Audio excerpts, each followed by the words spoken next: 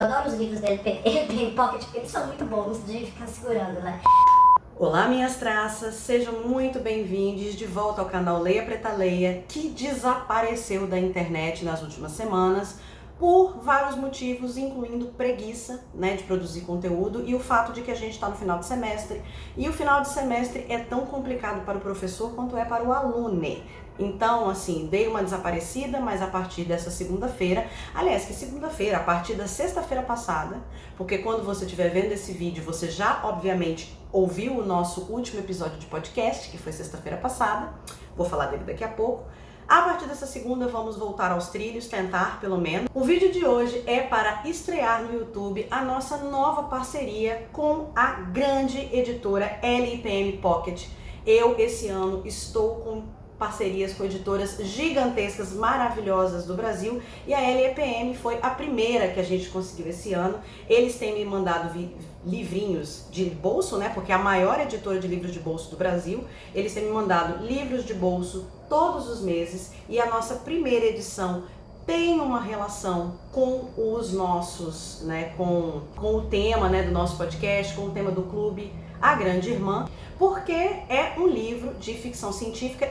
E esse aqui está entre talvez os 3, 4 mais antigos livros que eu já resenhei nesse canal. Eu geralmente resenho livros mais contemporâneos, mas esse é um livro do século XIX, gente, mais precisamente de 1895, e é considerado o primeiro livro que abordou viagem no tempo da história, que é A Máquina do Tempo, de H.G. Wells, que foi publicado na Inglaterra em 1895 e me foi enviado nessa edição lindinha, muito mimosinha, menina tá focando, pela LPM Pocket. Então nós vamos falar desse livro hoje. Mas antes da gente entrar no nosso vídeo, aproveita, se inscreve no canal caso você tenha chegado aqui pela primeira vez. Prometo a você que você vai gostar. Também clica aqui no dedo do like, botão no like, para mostrar para o YouTube que você gosta do meu conteúdo e a YouTube te oferece mais conteúdo. E também compartilha esse vídeo nas suas redes sociais, nos grupos da família.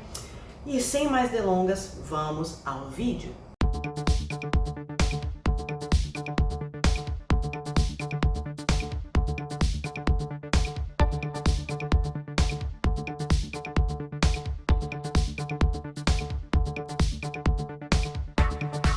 Vou falar para vocês que nós voltamos a fazer episódios do nosso podcast A Grande Irmã, que é um podcast vinculado ao clube de leitura. Para você que chegou aqui, eu sou gerente, criadora de um clube de leitura especializado em ficção científica escrita por mulheres. Nesse mês que vos fala aqui, nós vamos ler um livro que eu não estou podendo falar agora, mas que provavelmente vai ser revelado essa semana no Instagram, e são sempre ficções científicas. No mês passado a gente leu o livro A Mão Esquerda da Escuridão, de Ursula Le Guin. Eu criei um podcast vinculado a esse clube. O podcast fala sobre ficção científica, fantasia, mas principalmente sobre o universo de literatura em geral. E no episódio da sexta-feira passada, que eu já lancei, eu falei sobre a história dos demonologistas mais famosos do mundo, Lorraine e Ed Warren, que inclusive inspiraram os livros, os 3 filmes de terror, Invocação do Mal e os filmes de terror Annabelle. Então, se você gosta desse assunto, o link aqui para você assistir tá aqui embaixo. Eu botei esse episódio no Spotify, que é onde sai toda sexta-feira. Então vamos à Máquina do Tempo, gente. A Máquina do Tempo, como eu disse, ele é um livro do final do século XIX. Ele é um livro gótico, dessa coisa gótica, da era vitoriana, praticamente eduardiana, da virada do século XIX para o século XX. Ele foi escrito por H.G. Wells, que escreveu mais de 100 livros ao longo da vida, e esse foi o romance de estreia, porque o H.G. Wells ele era um cara muito fascinado com a ciência, com o progresso, com o avanço científico, que era o que estava acontecendo ali, contexto de revolução industrial na Inglaterra, e ele também era muito simpatizante do socialismo.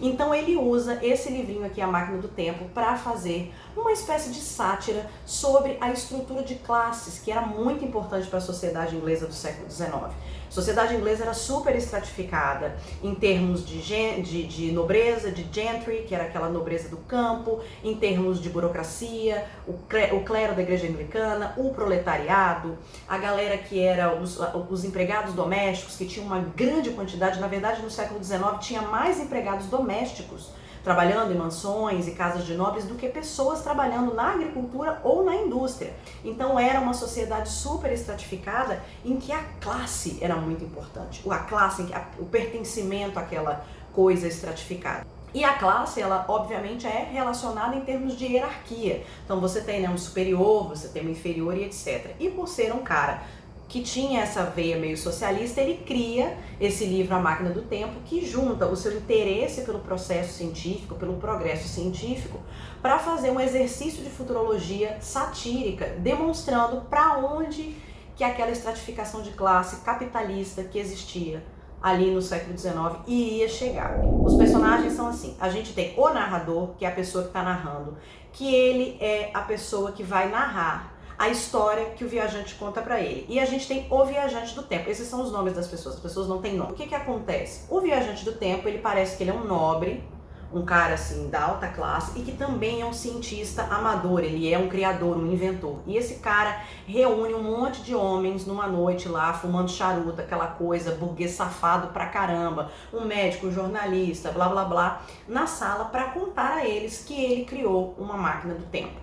E ele fez um protótipo em pequena escala e depois fez uma máquina maior. E ele quer comprovar para as pessoas que estão presentes que ele realmente fez uma viagem no tempo. Então ele faz o protótipo e mostra como é que essa máquina do tempo, ela roda no tempo e espaço numa velocidade muito grande.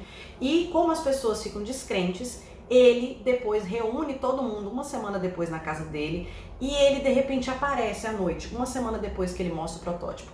Ele tá acabado, imundo, machucado, as roupas desfeitas, o cabelo, a barba por crescer, os sapatos machucado, está famérico, muito fraco, e aí ele conta que é porque ele finalmente chegou da sua viagem do tempo. Inclusive, esse livro originou, assim, ele inspirou o filme A Máquina do Tempo, que se eu não me engano é de 2008, que é um filme muito bom, que eu recomendo vocês assistirem.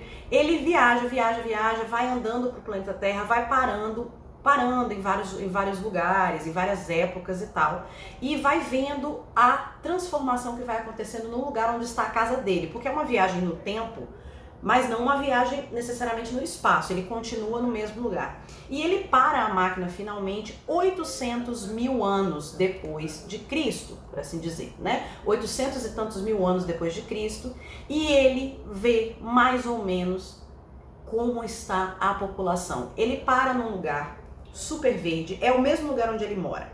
Mas aí ele já percebeu que o rio que passa perto da casa dele teve um processo de erosão, já não está mais no lugar, as montanhas se moveram, a vegetação diferenciou e houve questões de evolução. Porque o que acontece? Esse cara ele teve aula com um doutor, um professor chamado Huxley, não o Aldous Huxley, outro Huxley, que era um grande defensor das teorias do darwinismo.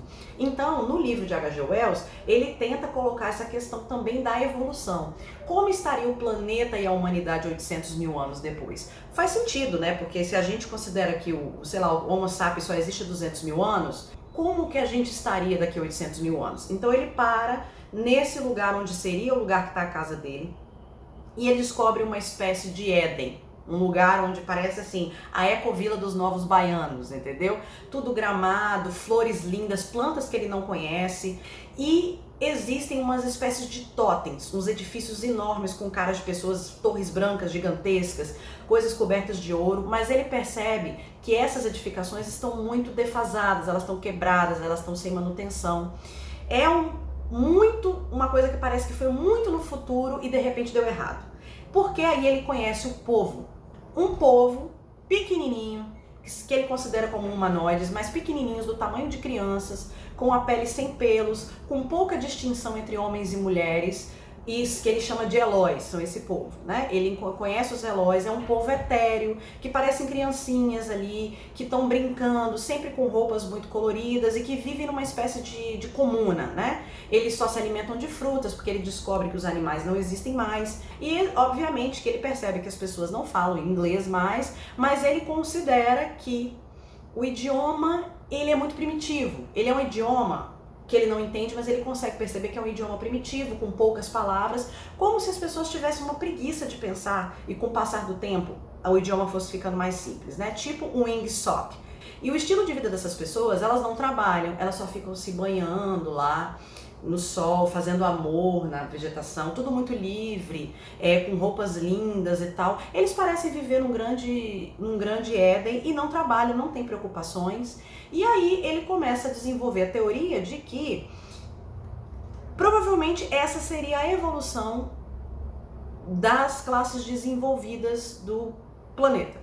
Eles tinham tudo, tinham acesso a tudo, tinham sempre pessoas para fazer coisas por eles, que é isso que acontece com o burguês safado, tem sempre alguém para fazer o serviço por você, não precisa trabalhar, não precisa se preocupar. O que aconteceria com essas pessoas sem terem necessidades? Elas se tornariam esses seres, essa é a teoria dele, tá? Não que eu concorde, né? Não que eu concorde. Mas assim, sem o impulso de trabalhar, de produzir, de colocar a roda do progresso para girar, essas pessoas tinham se tornado grandes idiotas. E ficando menores, e ficando pequenininhas, e ficando, sabe, mais frágeis, porque não há nada necessário ali. Essas pessoas não precisam correr atrás do ganha-pão, entendeu? Então elas foram ficando meio burrinhas mesmo, e ao mesmo tempo voltaram a ter uma ingenuidade, uma coisa meio infantil. Elas só estão vivendo a vida, herdeiras, né? Eu sou rica! Eu sou rica! E eu deixo claro que o Viajante do Tempo passa uma semana só nesse lugar, mas em uma semana ele consegue, assim, praticamente radiografar a forma de viver daquele povo. Por quê? Porque o H.G. Wells está falando de um homem super letrado, um universalista do século XIX, esses caras que achavam que eles sabiam tudo. É isso que ele está descrevendo. O Viajante do Tempo, ele é um filósofo, ele é um historiador, ele é um teórico político, ele é um inventor, ele é tanta coisa. Tá passada? E aí eu não sei se o H.G. Wells estava escrevendo esse personagem como uma sátira a esse grande homem, o dandy, né? O dandy inglês do século XIX que entende de tudo e não trabalha, porque parece que o cara não trabalha realmente, ou se ele realmente está descrevendo esse homem como algo positivo. E aí, em determinado momento, ele é aceito, assim, por essa galera com muita tranquilidade, e aparece que os Eloys não têm muito interesse nele também não, assim. Tipo, chegou um homem muito grande, que veio de outra era, mas a gente não tem preocupação há tantos milhares de anos que a gente não tá com medo dele, a gente não tá preocupado com ele. Tipo, apareceu. Não é crianças mesmo, agem como crianças. O problema é que o nosso viajante do tempo, ele percebe que a máquina dele é roubada. Em algum momento ele percebe que a máquina dele é arrastada e escondida. Só que não parece ser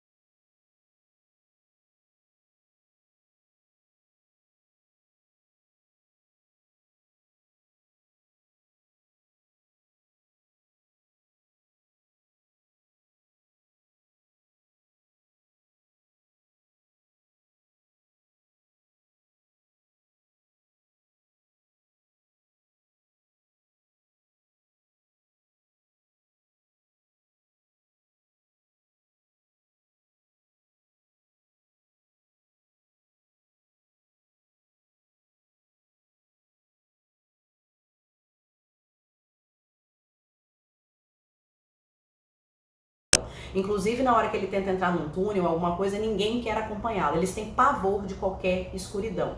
Quando eles dormem de noite, eles dormem no claro e dormem todos juntos, assim, numa espécie de comuna, né?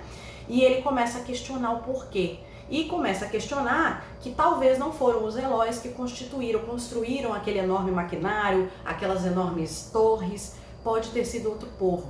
E aí que ele conhece o segundo grupo de pessoas, não chamaria de pessoas, né, mas de seres que evoluíram dos seres humanos, que são os Morlocks. Os Morlocks são seres subterrâneos, são hominídeos subterrâneos, que teoricamente teriam evoluído do proletariado. Por quê?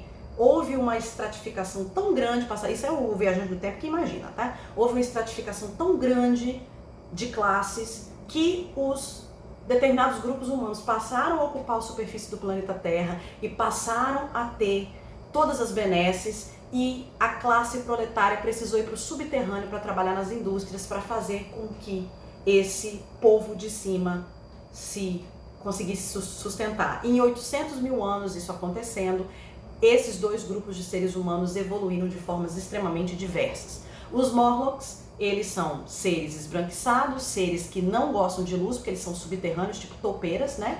E os Eloys têm muito medo dos Morlocks. E é aí que o nosso viajante do tempo começa a entender essa dualidade entre esses dois povos, né? Fazendo essa grande viagem que ele fez no período de uma semana, e aí ele volta ao passado, 1800 e qualquer coisa, 1890 e bolinha, e vai contar a sua história para aquele grupo de homens reunidos que pode ou não acreditar no que ele está falando. Uma sátira mesmo, tá? Se fosse com animais eu diria que era uma fábula, mas é mais ou menos essa sequência. Ele faz um exercício de futurologia satírica, eu tô chamando de futurologia satírica, acabei de inventar essa expressão, que é, vamos imaginar, se a gente continuar com o capitalismo do jeito que ele tá, com essa divisão de classes entre subalternos e opressores, entre opressores e oprimidos, né, entre classe A e classe C, sei lá, classe E, como é que a humanidade vai se tornar num futuro muito longínquo? O que vai acontecer com o planeta Terra? Óbvio que ele não tinha noção de aquecimento global naquela época, parecia que a Terra continuava, a natureza tinha conseguido se avançar, o que pode acontecer, mas ele percebeu, por exemplo, que a maior parte das espécies animais foram extintas. Por que elas foram extintas ele não sabe, e por que existem esses dois grupos populacionais tão distintos, mas é mais ou menos isso. Se a gente leva o capitalismo ao extremo, a gente vai ter um grupo de pessoas consideradas humanas que são feitas para ser servidas, que não tem nenhuma preocupação, e a gente tem um grupo de humanos subhumanizados que se tornam meras ferramentas. Mas as coisas não são assim tão simples. Sim, menina. Então eu recomendo muito que vocês leiam esse livro. Inclusive eu fiz um crime, né, porque eu tava sem post-it lendo e aí eu acabei fazendo orelha, depois eu vou desorelhar e botar post-it no meu livrinho, né, para poder guardar para sempre. Eu recomendo, eu salvei um monte de partes aqui que eu fiz as orelhinhas. Eu recomendo muito a leitura, principalmente para vocês entenderem no meio do final como teria esse ciclo de convivência entre os Eloys e os Morlocks, que é muito mais profundo, muito mais brutal do que vocês imaginam. E eu acho uma história maravilhosa. Eu fiquei muito surpresa de um livro antigo ter dado toda essa visão da inteligência que H.G. Wells descreveu essa nova comunidade, do uso de algumas teorias que estavam iniciando como o darwinismo, da questão da tecnologia, que tem muito a ver com o progresso dessa coisa da Revolução Industrial, e considerado praticamente, o H.G. Wells é considerado o pai, né, da ficção científica. Se a Mary Shelley é considerada a mãe da ficção científica, né, o H.G. Wells é considerado o pai da ficção científica. Então, é um livro muito legal e eu vou ler com certeza os outros dois livros dele mais famosos, que é A Ilha do Dr. Moreau e A Guerra dos Mundos. Então eu recomendo, inclusive, que vocês assistam o filme Máquina do Tempo, que eu lembrei da Guerra dos Mundos, que tem aquele filme ruim com Tom Cruise, né? Mas A Máquina do Tempo é um filme muito bom. Então, gostei bastante do livrinho. Espero que vocês gostem. Caso vocês tenham interesse em comprar, adquirir esse livrinho aqui, colocarei o link para o site, que direcionará você para o site da LPM, para você adquirir este livrinho hoje. E quero agradecer a minha querida LPM por a gente ter começado essa parceria. Espero que essa parceria dure muitos anos. Já tenho mais outros livros aqui e esses livros serão resenhados ao longo do resto do ano. Então era isso tudo que eu tinha para contar para vocês hoje, pessoal. Agradeço a vocês por terem retornado, né, ao nosso canal com toda a paciência. Quero convidar você a conhecer o nosso podcast A Grande Irmã. Coloquei o link para o último episódio aqui que saiu na sexta-feira passada, e também para fazer parte do clube A Grande Irmã, que é voltado para ficção científica escrita por mulheres, e a autora do livro desse mês vai ser uma autora negra. Nós já lemos autora como Ursula Le Guin, Octavia Butler, a Margaret Atwood, a própria Mary Shelley. Então a gente todo mês está lendo leituras maravilhosas aí, e eu convido vocês para fazer parte. Tem o formulário de inscrição aqui embaixo. Quero convidar você também para conhecer o novo Instagram do Projeto A Grande Irmã, que é @agrandeirmã. O link vai estar aqui para você conhecer. É lá que a gente vai ter os conteúdos voltados para o podcast e para o clube, mas também me siga no meu Instagram, @leiapretaleia, e também no TikTok, @leiapretaleia, porque agora eu sou TikToker também. Deixa o seu like se você esqueceu e compartilhe esse vídeo nos grupos da família e dos amigos. Fico por aqui, beijos e até a próxima segunda-feira.